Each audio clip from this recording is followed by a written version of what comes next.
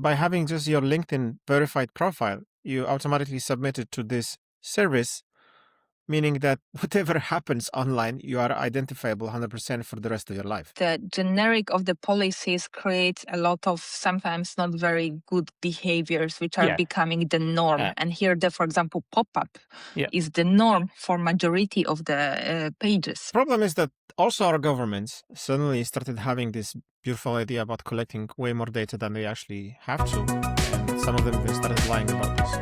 Hello. I think we're going to have a difficult subject today because I would like to talk with you about important things, which I think are completely misunderstood by both people and especially politicians.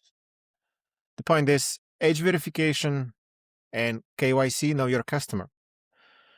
The whole point that the idea behind it is actually really cool. Like you don't want children to be watching porn, for example. But the ideas of age verification, in my opinion, doesn't translate very well into the digital domain. And as we have been talking just before we started shooting, Jarek, you said something very important, that actually policymakers are not capable of making technical decisions.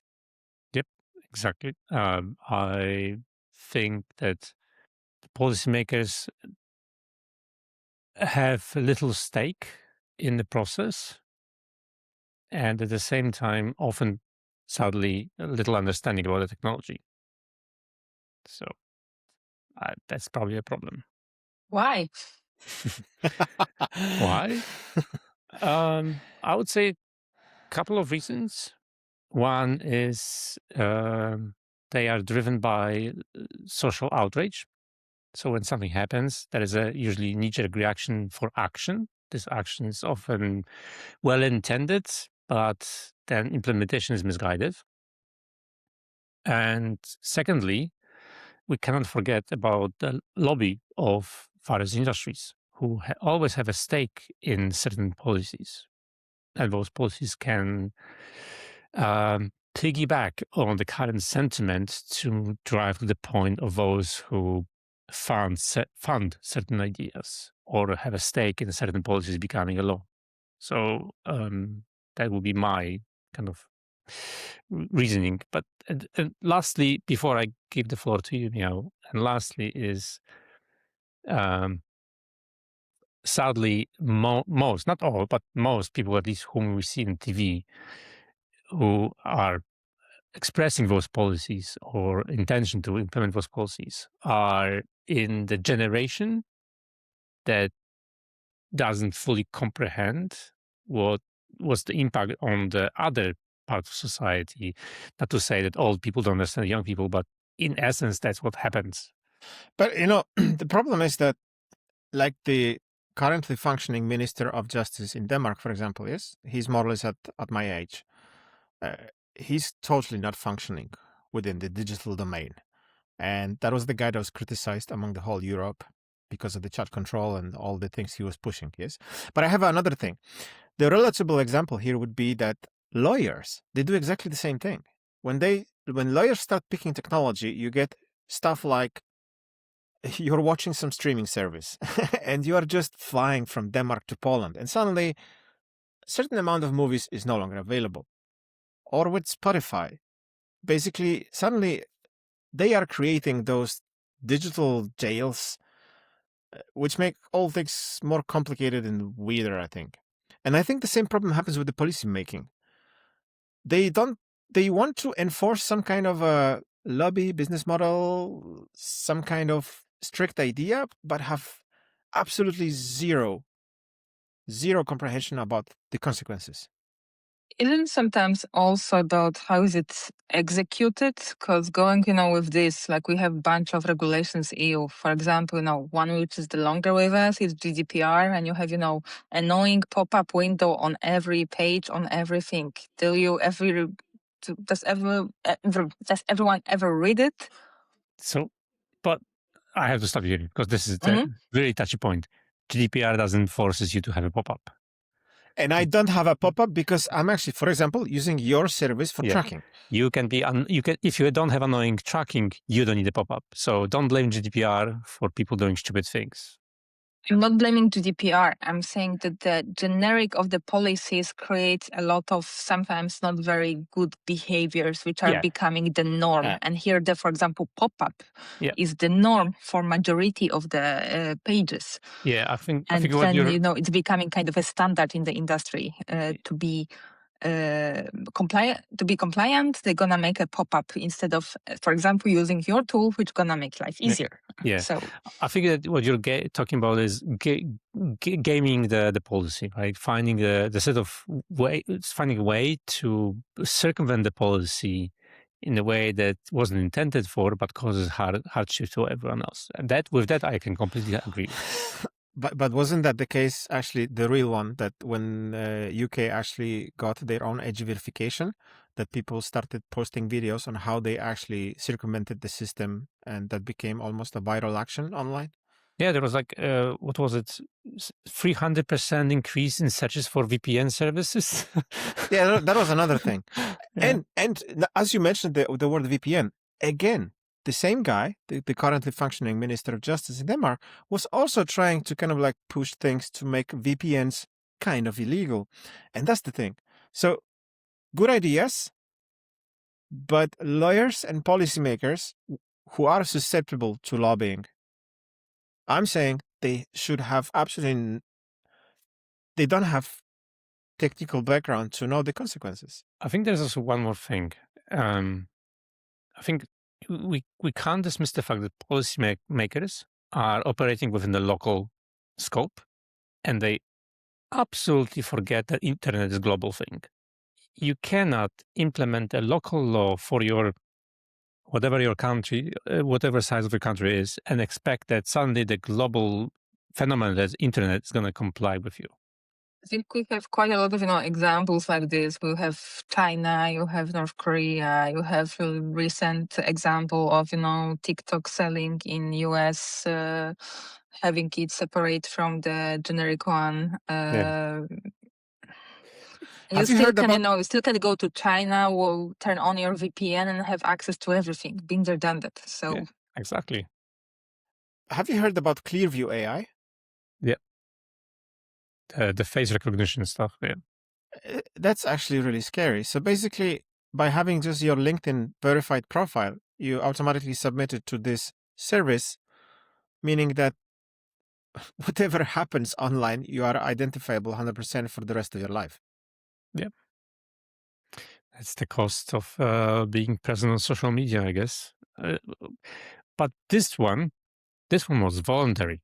This is something that you can choose to opt in to go to LinkedIn. If we talk about chat control and age verification, we are effectively talking about forcing forcing everyone to surrender their data. I think that's slightly different. I'm going to disagree, because I did the verification for LinkedIn in order to kind of like fulfill the idea that I would like to be verified, have a better reach, be able to kind of like make sure that nobody's going to impersonate me. Yes. Mm-hmm. That was the promise made to me by LinkedIn. Suddenly my data has been used in 1,000 other ways, including this. That's not fair. Well, I think it's just as unfair as forcing people into the age verification, stupid systems, and lawyer-invented schemes. I don't think you're 100% right on this one, because if LinkedIn did this, they would have to had made a change in privacy policy to which you had to had consented. Maybe you clicked next and didn't notice, but you had to do it expressly. If they didn't, LinkedIn would be currently liable for massive fine. Question: if you have a choice to, if you don't agree on it, can you still be verified, or do they kick you out? Because that's very often what they're doing. They probably would lose the access to LinkedIn. That's perfectly reasonable, but that's the private property. That's slightly different. I don't necessarily see the parallel here, because it's a private enterprise and you choose to be on a platform. You're right. And Yeah, go. And I made the terrible mistake, like 99.9% of people are doing. I didn't read fully terms and conditions. Yeah, but they also make it so long that, if you, for example, if you have change of the privacy conditions, on the, let's say, 5 or 10 platforms on the every 2 weeks, which you are using, you need to have a day to be able to go through it, or even more. Who has time for it? So they make it hard by choice. That's one thing. Another thing, for the data, for example, you have in the more female part of the internet, you have the app called Flow, which is for the tracking of the hormonal cycle and so on. And they sold a lot of data to the other companies. That was quite loud case and a lawsuit. So you maybe it can be not only data like, okay, that's my face, that's my name, that's my surname, and so on, which are kind of already in the internet. But it can be a lot of health data or more vulnerable data, which are not necessarily want you to, sensitive data, which you don't want to be shared further. Yeah. I don't know how to pronounce the name of that service, but that was Grinder or something like that. That actually was caught. Oh yeah, that's where I found you, right? Yeah, yes, they were selling actually the HIV status of their customers. Yeah. It's a dating app for gay people. But they started actually selling data to, because the point is, if you have this data anonymous, yes, that you have some people blah blah blah doing this and that doesn't cost not much money. But if you have certain profiles linked to credit cards, addresses, and so on, and then you say that these guys, they are using this kind of medicine, these ones have HIV and so on, this becomes actually expensive. And I think that's where we get to the kind of the point of the problem. It's not necessarily about the controls verification. It's more about what will happen with the data, right? What will happen with it? In US, exactly. it's notorious case of data brokers buying and selling bulk of data. I'm sure most of the data ended up in some way or form in LLMs we use today because it had to. It's business. It's a business. In Europe, in theory, it shouldn't happen. It still happens. Because execution and enforcement of GDPR is simply full-time job, which nobody has time for. So even if, despite the law prohibiting it, unlike in US, it's still happening, for sure. So I think that's where the problem is. It's not about asking minor for verification or asking adult for verification that he's not a minor. It's about what will happen with data. And there is no such thing as foolproof law because laws change. What was illegal yesterday will be perfectly legal tomorrow. And the problem is that also our governments suddenly started having this beautiful idea about collecting way more data than they actually have to. And some of them even started lying about this. And that's something I think it's very unfair, because say whatever you want. People are by default, you will always find people who you can bribe and who will give you access to things they shouldn't. I would like to think that we can and we have to, because that's kind of like a bare minimum of our society. We have to have a trust in the government of the country we live in currently, because without that there is a chaos and anarchy. There is nothing works. Can I stop you for a moment? What if instead of we still trust, but in a limited version, but we design systems that enforce this trust, and in case some party is going to breach it, that is going to be, for example, immediately visible. So that's I'm not sure whether we can achieve this technology. We're using technology, but my biggest fear is that the trust we have for today's governments doesn't translate to tomorrow's governments. Perfect example being Germany. Today we have conservative but still not so far right government in Germany. Tomorrow, if AfD comes into power, we're talking about re-immigration and other horrible things, borderline Nazi behavior. And who knows what the trust that we gave to the government will be used for and if against us. I have no doubt it's gonna be bad. So that's kind of like my objection to exposing data. Whether how to solve it, what you started talking about, I don't know, and I don't think there's a technology that would help us, because knowing that the data is being misused, yeah, it's useful, but it's not going to help you. It's too late. Adding up to the trust, I think, it's not something what you can take for granted. So you have, average way of attitude to the government, depending on the country. One gonna be a bit better, and one gonna be a bit less. But you have also people, like in Poland, for example. Today there was a tragic accident. One of the best politicians, which could actually connect people on the both sides, died, and who helped a lot of people. And so people gonna be gone if you want it or not, because it's out of control.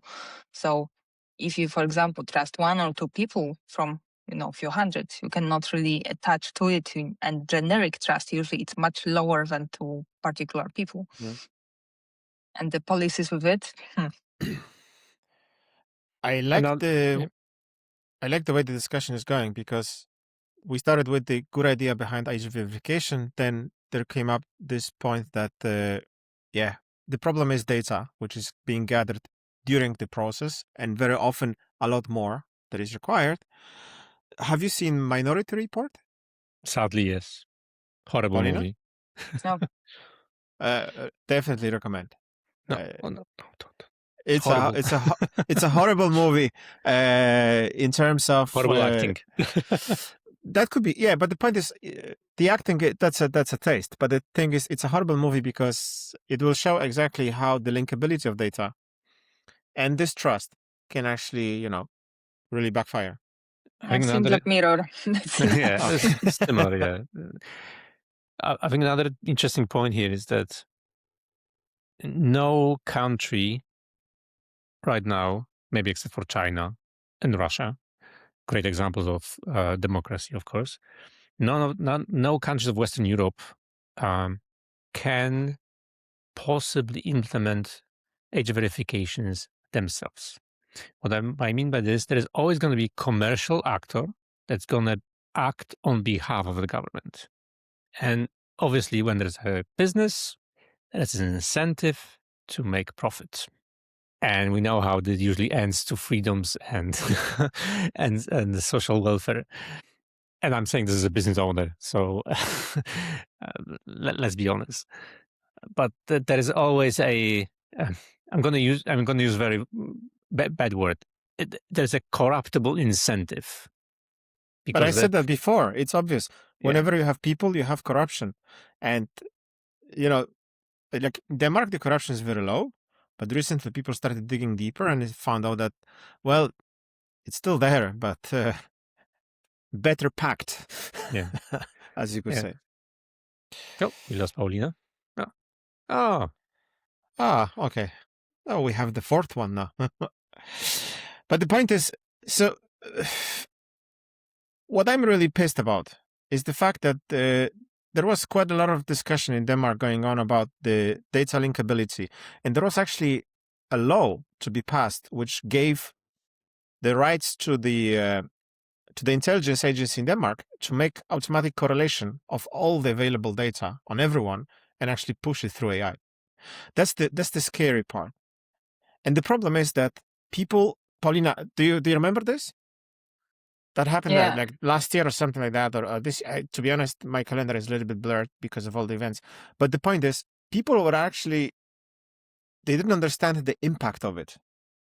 I think people don't understand the impact. Okay, we are in the IT bubble and we kind of live in it, so we know more than people who are even next to it. But people people next to us don't understand the impact of it. Sometimes people with our knowledge don't fully understand it. Not talking about all the people of the age of my grandparents or the parents who don't know it. And also another thing, someone always gonna do something wrong. No one is saint. So especially in the internet, even not consciously, but you probably done something wrong or you broke something. And if that's gonna come with it and come against you, that's becoming very scary, in my opinion. I wanted to say or be hacked. Yeah. Because that's I mean, what happened today is Bitwarden got a supply chain attack that was actually hacked today. Yes, a few days ago was Vercel, which also happened through supply chain attack. Yes, not so long ago, test environment, Swedish government's identification of all the people also hacked. Yes, it's like now the question is, yeah, the new Ashley Madison is probably going to happen very soon, and this is going to be not funny because once the data's out, it's there forever, and it's going to be against you.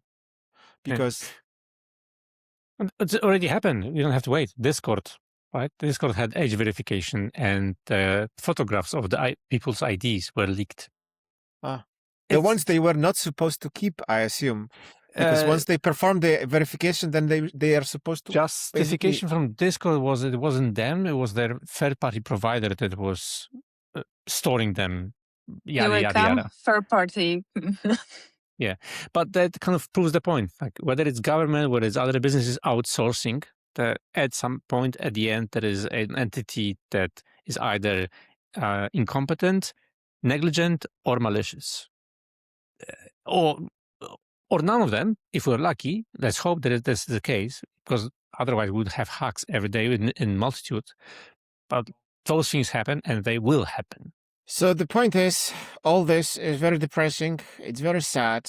Can you think of some kind of a takeaway that we could maybe give to people what to do in that situation, how to stay sane, and how to navigate this weird thing? And I'm not talking about some crazy IT now lingo, but let's try to use maybe some reusable examples. As much about IT only. It's more about being cautious about consequences, what can happen if you misuse tech for the policy enforcement and the consequences of it.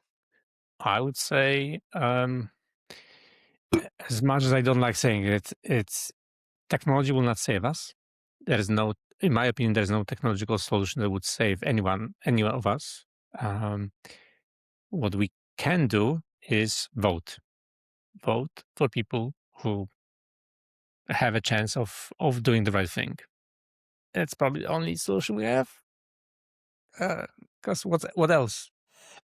And I will say that as you are voting, don't trust those people fully and evaluate them, because what I found out is that a lot of people here, especially here in Denmark, they vote with their hearts and they want a good thing. But the problem is they don't realize the consequences. So I think the best idea would be find an IT nerd that you have probably in your family, in your friends or somewhere, and start asking those people, because I'm pretty sure that almost every IT person that has been going through formal education or has read about the cryptography and the implications will have pretty much the same opinion about the problem. There are quite a few nut jobs in our environment, so that's true. That's true. But some of us, like myself included, if we were on camera, we would have the tinfoil hat on our heads right now. So even in our space, there are some unsavory characters. That's true. That's true. But the point is, what pisses off people about me is that I don't have this loyalty towards politics. Yes, I have no issues if there is a politician I like. He or she is going to say something stupid. I have zero issues going totally against that person. I have loyalty to ideas, and I think that's the for exactly. me that's a driving thing. So vote for those who at least have a chance of maintaining your in freedom. It's called freedom, right? If you see someone aligned with the big tech lobby, probably stay away. But yeah. Sometimes it's question also if you can, because it's because tech is one part, but you have also a bunch of other part you're voting for, like you have all the human rights in Poland sometimes, or the war stuff, or immigration, or other Oddly enough, those things usually go in pair, but not always. So it's not always such a clear cut. I completely understand.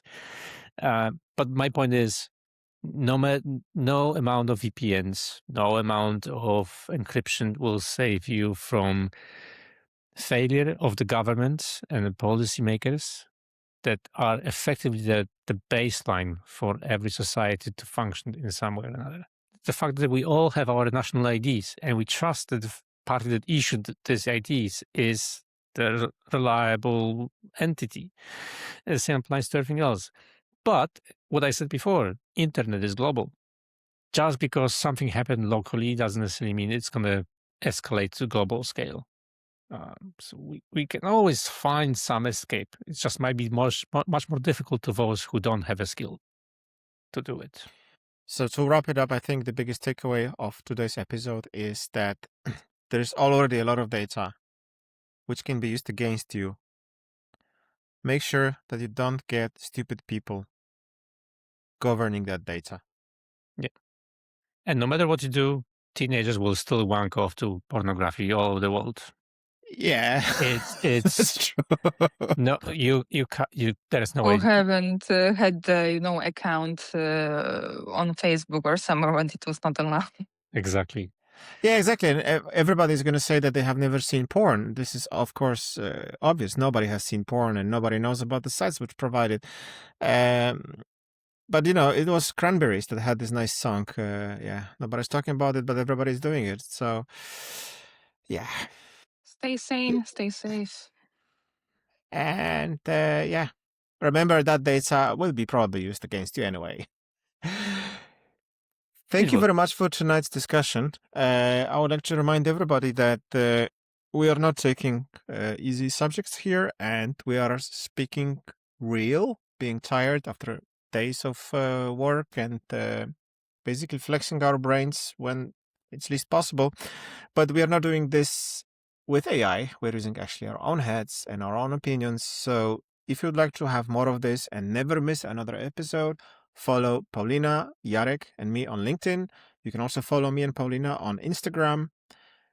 We're trying and follow to make the podcast on Spotify, on YouTube and Spotify and Apple. Because in this sea of slop content, we actually make something which is still real. Bye. Bye. Bye.